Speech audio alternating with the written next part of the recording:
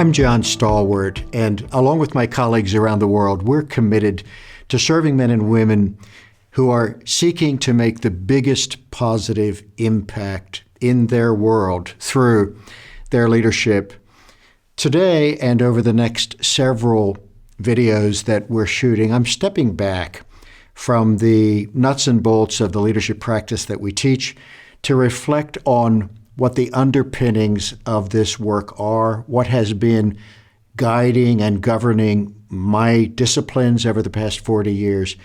And I think about this in terms of how our business practice, our leadership practice, makes a contribution that is directly aligned with what I understand to be what God is doing in the world.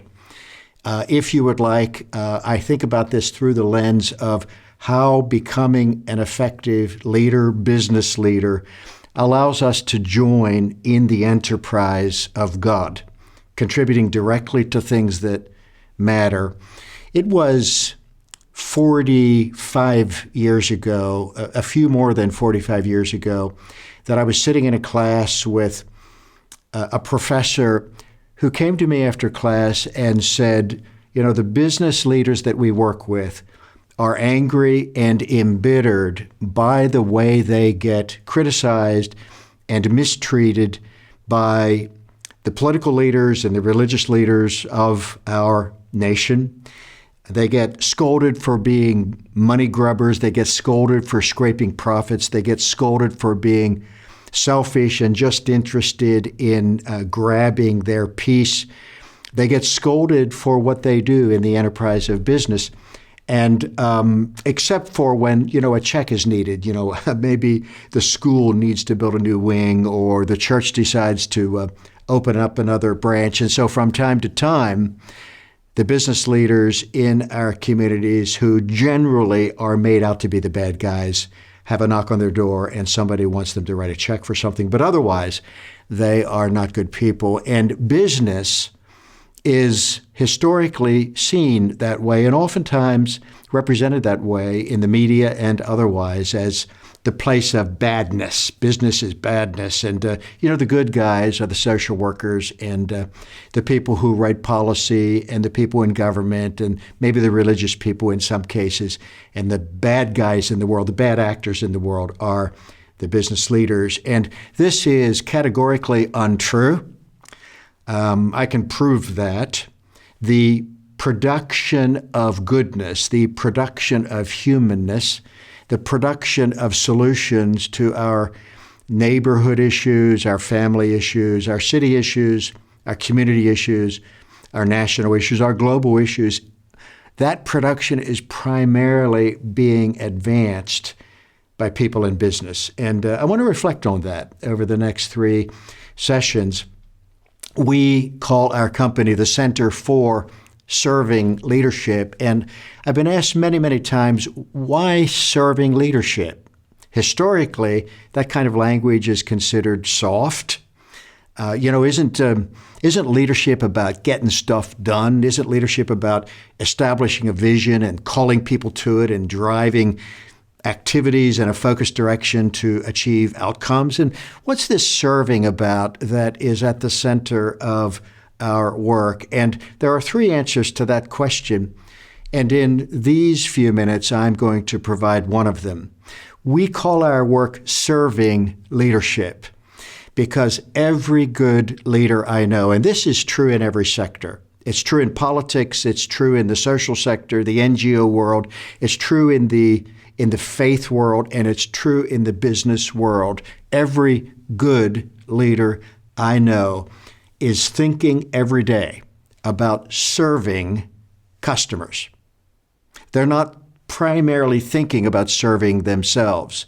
They're asking the question, are we aligned well, disciplined well, resourced well to bring out into the world the things that the customers that we serve need, that will give them joy, that will uplift their lives, that will solve their problems, that will help smooth their pathways. Good business leaders have a serving focus every day, not a self-serving. And I can, again, prove this. If we were to spend hours and hours, I could give you the data that the leaders who are thinking about serving themselves, seeing what they can grab for themselves, seeing how they can scrape a buck off a deal and then take that buck with them and leave behind whatever the mess is, those leaders do not primarily represent the business world. Now, the media picks those stories up.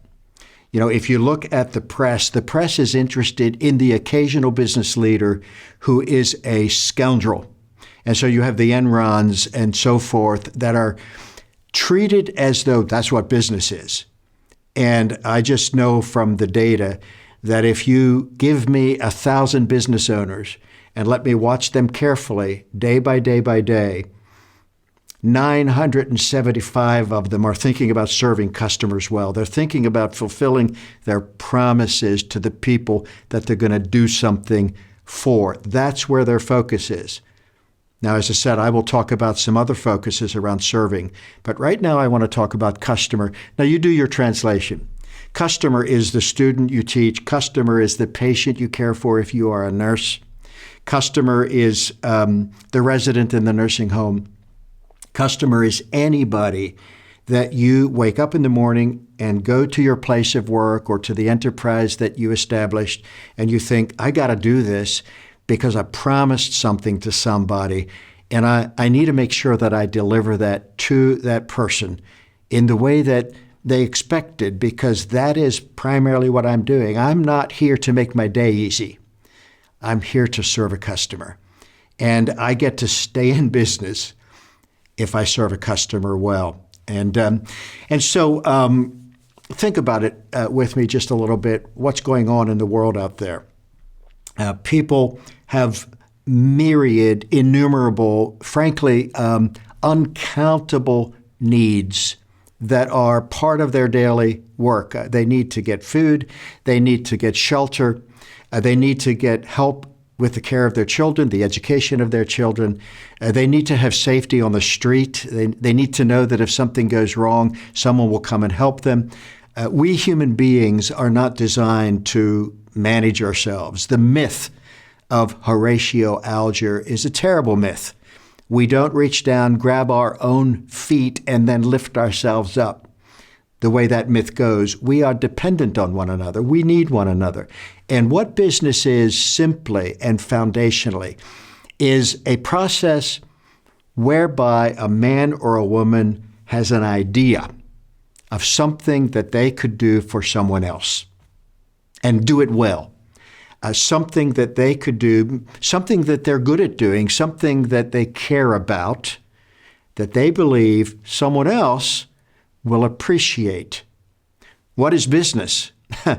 Fundamentally, it is someone sticking their chin out and saying, I could go and put my resume somewhere and try to get a job and have someone pay me to do something they tell me to do.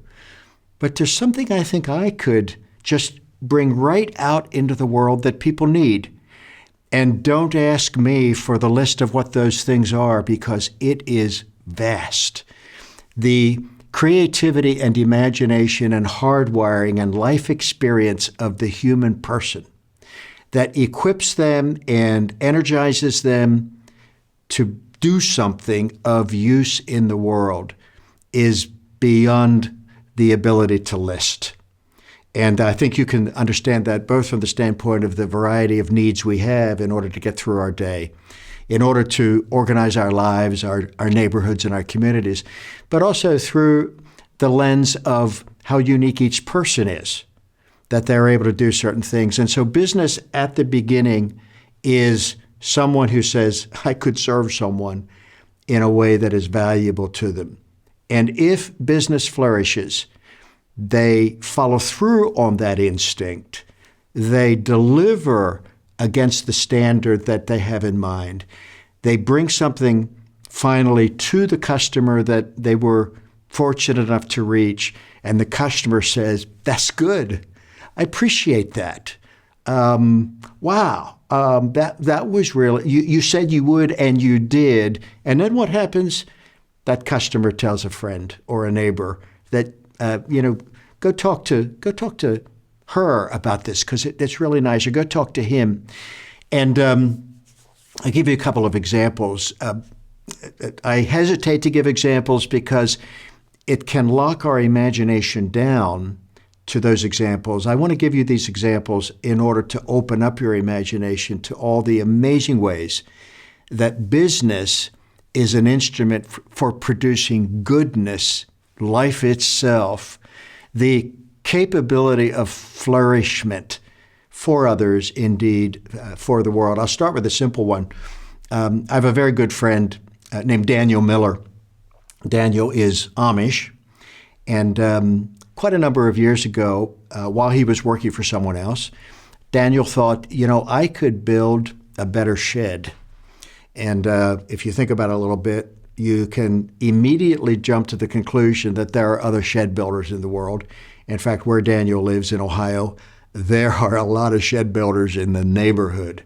But I thought I could do it. And because he had a conviction about quality of material, quality of assembly and production, the standards of beauty, price, and timeliness that he himself had experienced some frustration with prior that caused him to say, there's a better way to do that. If you're in the business to make a buck, then you can do something fast and cheap and grab the buck. But you can't stay in business that way. If you're in the business to serve a customer, then you put all your attention into that, and as a byproduct, you get to receive a payment for your services, and then you get buzz that leads you to new people that you can serve well, like you served the first person, and then continue to grow your enterprise. And Daniel had a couple of convictions about sheds. JDM Structures is his enterprise. You can look them up. And his convictions included that cleanliness in delivery, so that when the crew goes in and then comes back out, everything is beautiful and they didn't leave a mess. He has had convictions about stewardship of resources. In those early days, if you followed him around after the job was done and looked down on the ground, there wasn't a nail laying there, because he said, listen, I know it's a small thing, and probably in the grand scheme of things, you think, well, let's move on to the next job because we can't waste our time picking up a couple of nails we might have dropped. But Daniel said, no, we're going to pick them up. Not because I'm cheap and I want every nail, but because we're a steward of resources. And he had standards about materials, and so he began importing the 2x4s for the sheds, because you can build a shed cheap with knotty, twisty, ugly 2x4s that you pick up at the lumberyard down the road. And he said, listen, this is somebody's shed, and they're going to be in and out of it for years. And so he wanted clean, bright, straight material. He spent a little bit more for that.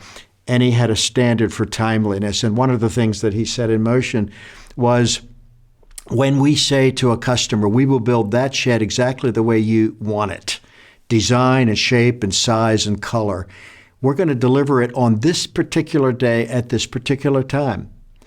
And the thousands of marvelous stories that have grown out of that businessman devoting himself to the delivery of value to a customer, devoting himself to serving customer needs, is so uplifting to hear. The notification that in 8 weeks we will be at your door at 6 a.m. on a certain Friday, and the doorbell rings at 6 a.m. on that Friday, and the customer is delighted. They didn't believe it. They're accustomed to being disappointed by people who make promises, and it raises their experience. It raises their own standard. Like, here is a business that keeps its promises. Here is a business that delivers good. I tell you that the vast majority of businesses on earth, and it's not even close, I'm not saying 51%, I'm saying close to 100% of the businesses You know, the $250,000 business, the $2.5 million business, the $25 million business, the $250 million business, the $2.5 billion business, the vast majority of them are primarily devoted to doing good in the world as measured by the customers they are serving. And we need to know that, because it is the production of solutions. It is the production of resources, of products that are needed, of breakthroughs that are needed, technology that can help a child that cannot speak to communicate through a computer. No government mandated that. I know some of the people who cared deeply about that and said, I think we can build that and I think it would serve someone. Technology that helps people go out into the oceans and clean up plastic. That wasn't a top-down mandate. That was the heart of passion of people who said, let's do something good for the world.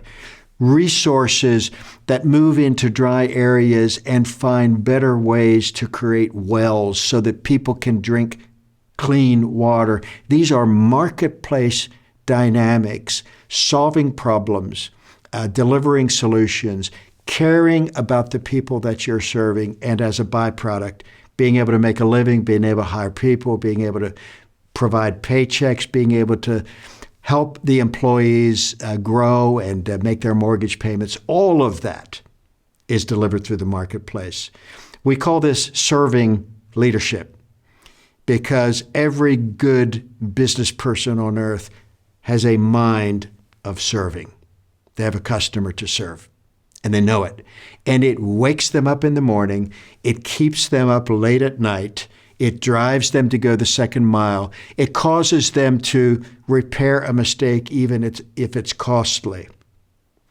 I could tell you 1,000 stories of business owners from mom and pop shops to billion-dollar companies who tell me with deep conviction and a long track record behind them that proves it's true, that their mind is not on profit. Their mind is not on self. Their mind is on keeping promises to customers, and who built enterprises that have those disciplines. We call this serving leadership because the world is driven by leaders who serve. The good of the world is enhanced by men and women who put themselves into the service of something that is not themselves. And as a byproduct, they get to grow and flourish also. So why do I tie this to the notion of God also being an entrepreneur and a business leader? That is to say, why did I say at the beginning of this that if we understand our business properly, what we really understand is that what we are doing in all of the small particulars and everyday average things we do in business, we're actually in a larger enterprise, which is God's enterprise, which is the loving of the world, the flourishment of the world, the blessing of the world. Because indeed, through the lens of what we understand to be God's purposes on earth, it is that this world would flourish. And from the very beginning of his enterprise, the creation of oceans and atmospheres and fish and water and air and birds and mammals and insects and vegetation and beauty and flowers and life, he has been about the business of making a world that is good. In fact, in the very first verses of the Jewish and Christian scripture, everything he did day by day by day, he declared at the end of that day, it is good. God is in the business of producing goodness, which takes on the forms of beauty and justice and goodness and human flourishment in the world. And we business leaders, the men and women that are listening to this, I want you to just imagine the truth of this, that the mundane things, the burdens of our work, the P&L and the payroll and the rent and the supply chain and the vendors and the customers and the products and the disciplines. I mean, we bear a weight. Why do we do that? Because we're part of doing work that is of use to somebody.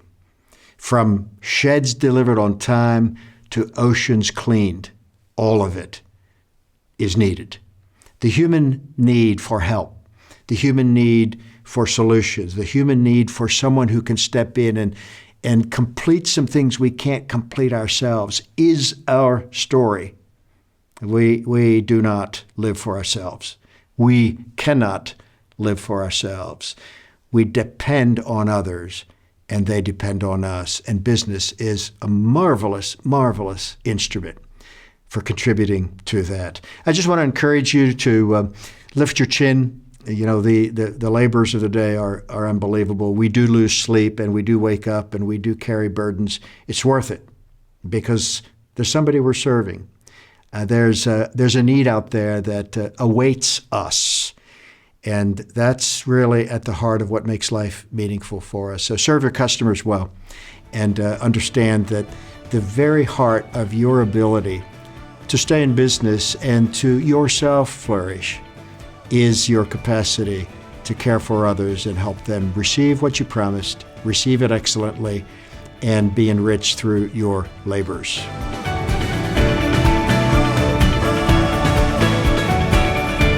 For more information about the Center for Serving Leadership, visit our website at centerforservingleadership.com.